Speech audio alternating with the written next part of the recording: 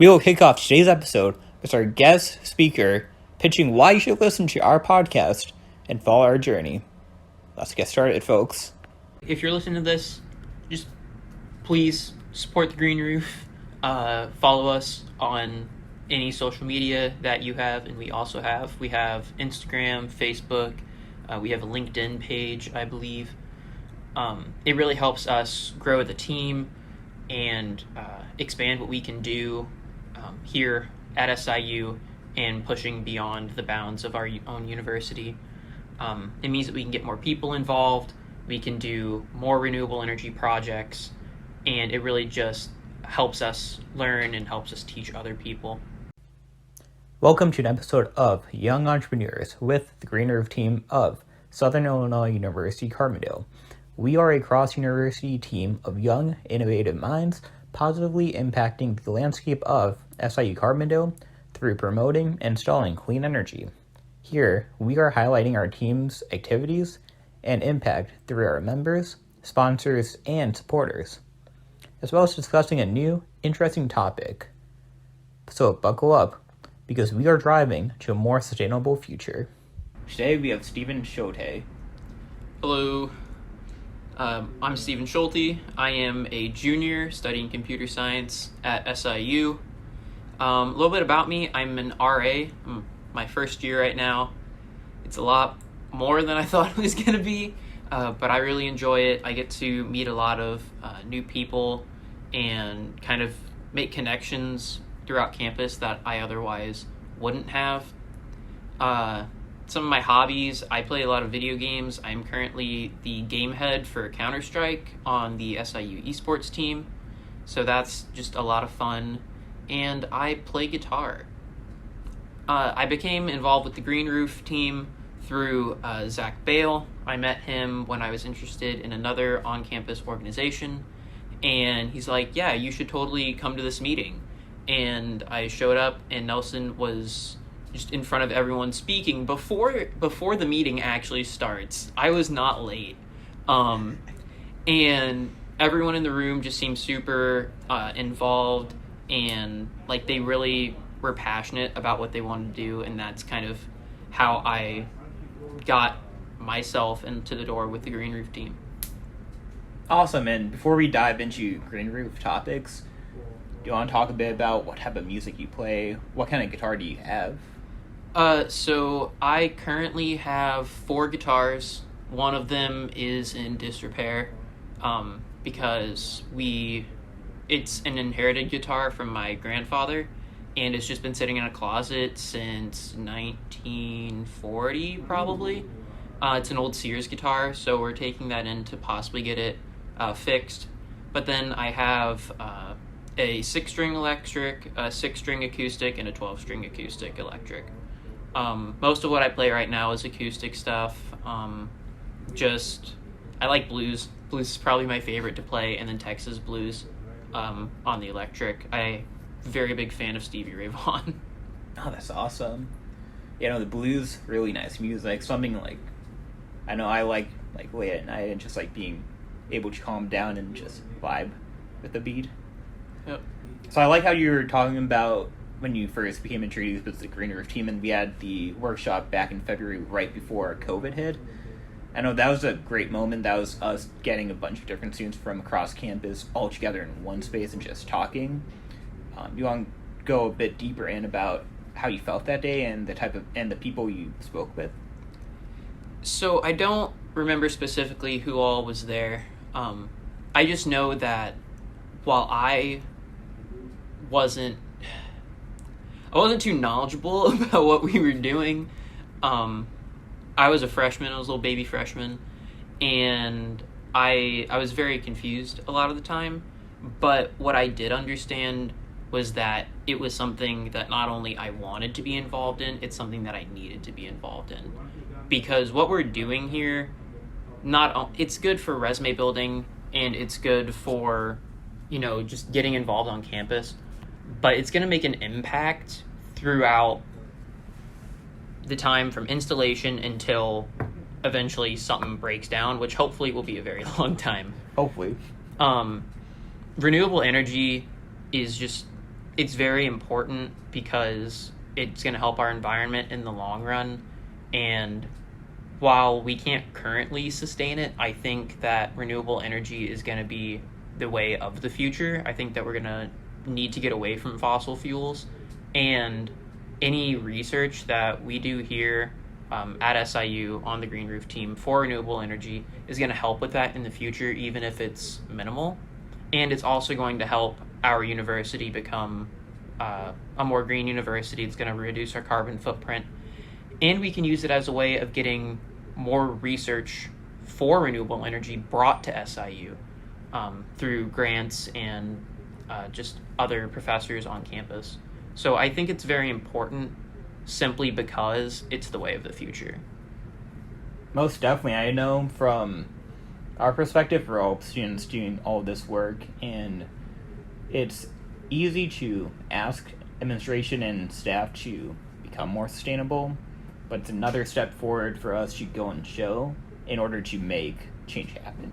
Do you think right now, in terms of like energy in the country, renewables is like the end point, and doing what we're doing right now is that transitional point to go from where we were, traditional coal-fired plants, to the future? So I think that there are a few things. There's obviously fossil fuels, then there's nuclear energy, and then there's renewables like solar and wind. I definitely think that we need to get away from fossil fuels because of their impact on the environment. Nuclear, I think, is a good option, but when it does go bad, it's very bad. So until we get to a point where we can control it more, and it's less volatile, I don't think nuclear is a great option. So renewables like wind and solar are definitely going to be the end point. And what we're doing here, I'm not sure if I would consider it a transition point quite yet. I think that we're starting to get there. We've made a big impact on campus, and we're continuing to do that this year. But I think that we're on our way to, at least at SIU, getting to that point where we're going to be able to talk to administration and be like, hey, look at what we're doing. We're able to create this much power, and we think that the campus should go green, and eventually convince administration that that's what we need to do. I don't think that we're quite there yet, but I think that we're getting there. And be able to show, alongside this power, the financial payback, so they can see that return of investment on hand. So you mentioned the impact that we created. Do you want to go a bit more in the different scales of impacts? I know in past episodes we identified impacts on campus, within the team, and even in other countries. Yeah, so personally, I've learned a lot about electronics in general. As I said, I'm a computer science major. A lot of what I do is software, so I didn't have the hands-on experience with like circuit boards and Raspberry Pis, things like that, things that are hardware.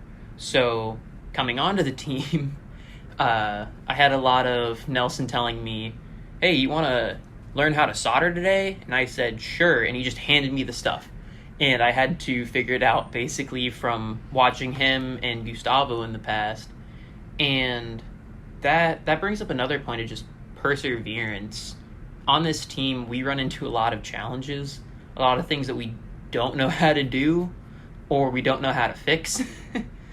And I've never seen anybody on the team give up. And I think that speaks to a larger kind of, I don't know how to put this. It speaks to a larger group mindset. Community mindset that, you know, we all want this to work. We all want it to happen. So we're going to do whatever it takes to see it through. And I don't know a lot of other organizations on campus that do that. In terms of outside impact, outside the team, we're already starting to see impact in terms of people at other campuses learning these things. Now, while they can't do the on-site like builds, They can do design work, which is what we see a lot with Alex and Ichiro and Kat. And we're also seeing people who take an interest in like marketing and things like that outside of campus. Such as this podcast. Way to plug yourself there, buddy. Oh yeah. Gotta promote what we're doing right now. But overall, I think that the impact that we're having is just gonna snowball bigger and bigger until it hits a point that other campuses start noticing, other administrations start noticing. I know that SIUE has already taken notice of the Green Roof project here, at least a little bit, and the SIU system president, Dan Mahoney. Mm-hmm. So we're already starting to see an impact grow outside of SIU, and eventually it's going to hit other universities, and hopefully in time we're going to start, seeing bigger impact than just on the team and on our Green Roof. Definitely, and not just in terms of getting projects done and showing the numbers, but seeing the impact on the people themselves, the students, and their ability to grow and learn and want to be in the field of the future. Yeah, because ultimately, while we are here to work on renewable energy and stuff, this is a skill building team. We work on a lot of things that you don't get to work on in class. I never would have touched a Raspberry Pi in my computer science classes. As far as I know, I haven't yet. But I got to work on that. I got to work on soldering boards, and now I'm learning how to do PCB design. So it's just a lot of things that otherwise you wouldn't know. And it can broaden your horizons to a point that maybe you'll be able to get a job from this in the renewable energy field because you had these experiences working on things outside of your major. And then also to be able to just collaborate with students and other individuals not on campus. Because I know Ichiro and Alex, they're pretty knowledgeable about Raspberry Pi, about microcontrollers. I know for the two of us at least, they were able to teach us a whole bunch, and now we can be able to ideate all together this second year. So last year, I know you were on wind turbine primarily. How's the experience with electrical? Do you have any fun memories? Oh, I have a lot of fun memories. I think that the memory that comes to mind first is gonna be me learning how to solder. As I said earlier, Nelson just kind of asked me, "Do you want to learn how to solder?" And when I said sure, he just handed me the stuff. Handed me a board, said, "I need you to do this." I was like, "Okay, I'll try."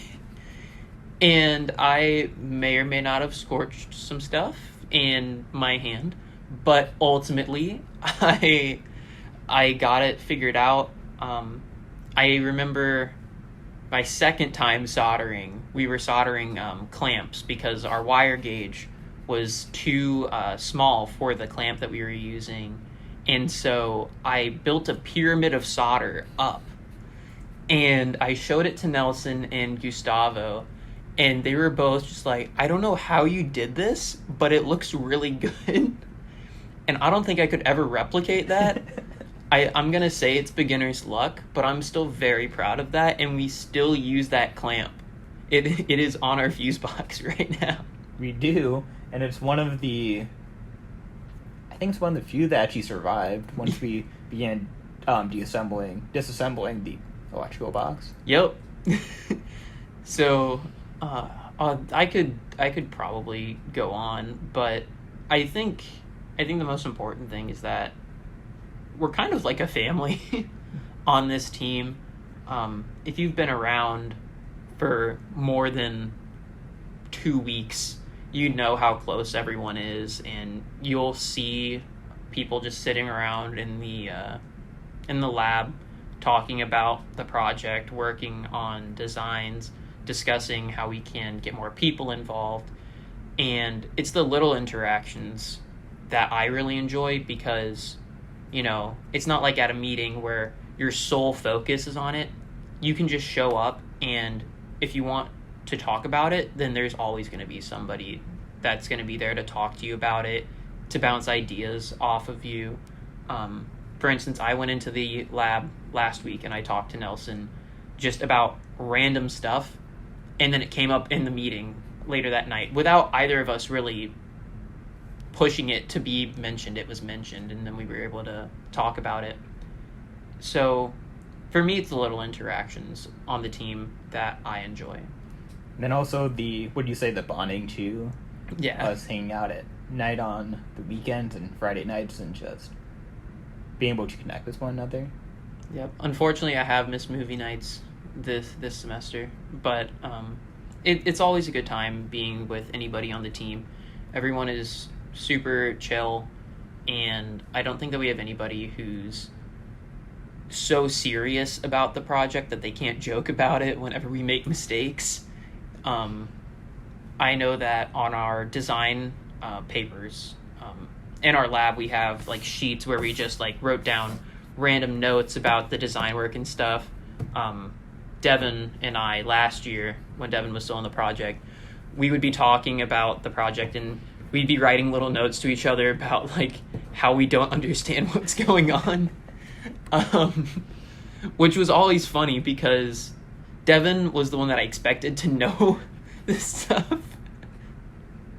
But it speaks to, like, you know, we don't know what's going on, but we're there to learn, and we're gonna laugh when we don't understand something, because it's a learning process, and you bond through struggles. Also through eating, apparently. I've heard eating together is a very good way of bonding. But you bond through struggles, and we've all struggled a lot on this project to get it to where it is, and learn the things that we need to learn. So I think that we're all pretty tight-knit. Yeah, it's a good community, and I know we picked up a few new members beginning of this year. So we kicked off the year with a pizza party. Yep. It was a good time, actually. We had a lot of good conversations, good pizza too, but people were much better. And now we're finding a groove. We have a good plan. We do have a very good plan this semester. So last Thursday we worked on the solar plan, and last Tuesday we worked on the wind plan. And, you know, I think that our timeline for getting things done this semester and next semester is a lot more clear. We know the things that went wrong last time, and we have adjusted to make fixes for those. We have more manpower now, so we can dedicate more people to different projects, and that's why we're expanding to solar. So I think that our outlook for this year is very good, and I think that we have given ourselves plenty of time to do everything that we need to do, and then some. Definitely. And everyone who's working on the different subsystems, they're all working on what they're interested in and the skills they are learning. Like, you're learning the PCB side, Kat's learning more about the airfoil, CAD, FEA side. So it's all about interest, and I know one aspect of the team I like the most is everyone's a friend, either going into the project or we became friends within like 2 weeks, as you said. Yeah. And I mean, it's just the beauty of it. A lot of people say don't mix business and pleasure and friendships, but if you can find and define the lines and just be able to joke around, that's a good group to be around. Yeah, I don't think that Green Roof would be where it's at if we didn't do that, you know. I think that part of the success of this project is the fact that we are all friends, and we'll hang out outside of the project and get to know each other more. And in doing so, we learn more about what each of us are capable of, or what you might be capable of, you just don't know it yet. Well, Stephen, I know it's been a great pleasure to have you on the team, not only from like the team aspect, but being a great friend. So I'm curious to know, right now you're a junior, so you have about a year and a half now of SIU Carbondale ahead of you, perhaps? Yep. Do you know what type of field you're interested in within the CS field? Yeah, so my primary interest is in cybersecurity, specifically a mix of cybersecurity and machine learning, artificial intelligence. My end goal eventually is going to be teaching a system how to defend itself um, through machine learning. It's kind of scary. I know when I pitched the idea to some professors my freshman year, they mentioned Skynet, which is very accurate, but I think that as long as you're able to put in safety nets, um, it's a very interesting topic to get into because you're always going to have to deal with security issues, and the longer we go on, the more we get into the cyber field, more things get put onto the internet. We trend that way. I mean, look at COVID. Classes went online, basically completely for everyone, everywhere. So, taking that into account, we're just going to see more and more of our daily lives getting pushed into technology. And so to come up with a system that is able to recognize threats and evolve itself is very important to me and the overall security of systems moving forward, because there's always going to be a virus that you don't know about. There's always going to be something that you as a programmer or just a normal consumer can't do anything about. So my vision for the future and what I want to do is going to be finding a way to optimize a system for minimal breaches of security through machine learning. That's awesome to hear. And I know that's similar to Prem Rana, one of our team members. He's interested in using AI in the music industry. So taking a step back and thinking about the bigger picture, especially since I'm not the most knowledgeable in the field, how would you define AI, machine learning, and cybersecurity? So AI is kind of difficult to define. We haven't really had a true artificial intelligence system yet.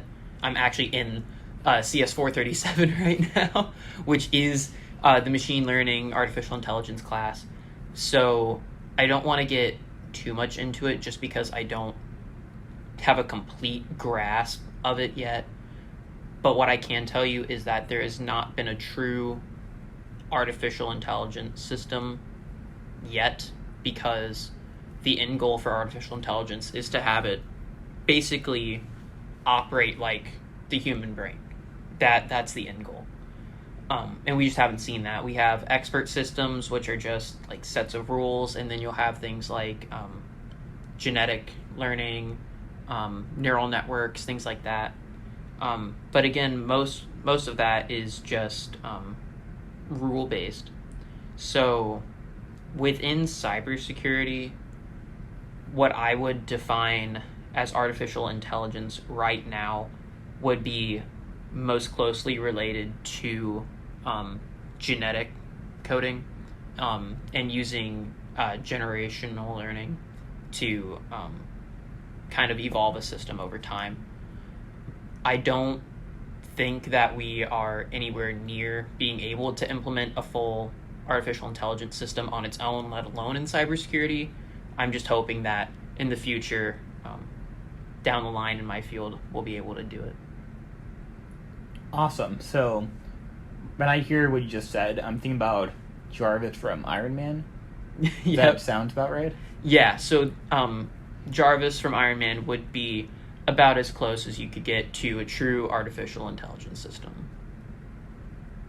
That sounds awesome. I know that kind of brightens the future for me, and because I know in my daily life, like I try and automate as much as I can, all the small tasks that just take up time and things I'd rather not think about. Yeah, having AI would be cool. Be a luxury, I would say. Yeah, I don't think that we'll be able to make vision, though, unfortunately. Oh, maybe we can make an AI to make a vision. Maybe. Cool. So, also with machine learning, do you think there's ways of integrating it into esports and making more maybe competent computers you play against or players? Is there? Oh yeah, for sure. So especially recently, there's been a lot of talks about implementing machine learning into video games um, to cheat your way up to higher skill ranks. Um, a lot of that's kind of being null and voided by things like rootkits, like what Valorant uses as its anti-cheat system. But basically, what you can do is right now, I'm not exactly sure how a lot of AI or quote unquote AI bots are implemented within different games. I think it just kind of depends. Things like Dark Souls, they have pattern based moves, right? So you can kind of predict what they do. That's all rule based, pretty much. Then there are other games where they might have actual machine learning, generational learning, to make them better at the game. I watch a YouTuber, Code Bullet, I believe is his name, and what he does is he actually rebuilds games from the ground up and then uses machine learning to optimize the game as much as he can. He's done a Snake Game where he got the maximum length because he used generational learning to kind of figure it out. He's done teaching an AI how to fly a plane, which is all generational learning. And it's all set in basically video games. So there's definitely pathways for machine learning to be utilized within video games to cheat or to make better bots to play against in like single player games and things like that. But I think in esports, the best use for machine learning would be anti-cheat. Like I said earlier, with implementing systems to check for viruses and things like that, how to defend itself, you could implement a system like that into, say, Counter-Strike, which is my game of choice, to catch cheaters and people who are using hacks to basically win the game because they can and they think it's fun, which just ruins the experience for everyone else. So there are definitely pathways using machine learning in esports, hopefully not for nefarious reasons, but I do see a future in there, especially with anti-cheat. Definitely, I know that's super interesting, the anti-cheat side, and that's a great way for us to conclude today's episode. But before you do, Steven, is there anything you would like to tell the audience, anything you would like to add before we do? Honestly, if you're listening to this, just please support the Green Roof. Follow us on any social media that you have, and we also have. We have Instagram, Facebook. We have a LinkedIn page, I believe. It really helps us grow the team and expand what we can do here at SIU and pushing beyond the bounds of our own university. It means that we can get more people involved, we can do more renewable energy projects, and it really just helps us learn and helps us teach other people. And with that, we conclude our episode of Young Entrepreneurs with the Green Roof team. Special thanks to your sponsors, the SIU Research Park, Energy at SIU, SIU Sustainability Office's Green Fund Grant, the University Innovation Fellows, CH Electrical, Enertech, Raz Coatings, AES Solar, Sprague Supply Group, H&F Visions, Silvix Forestry and Nursery, Nether Chance Studios, Climate Economy Action Network, and many more. And please visit our website for more information and follow us on social media. Stay sustainable, folks.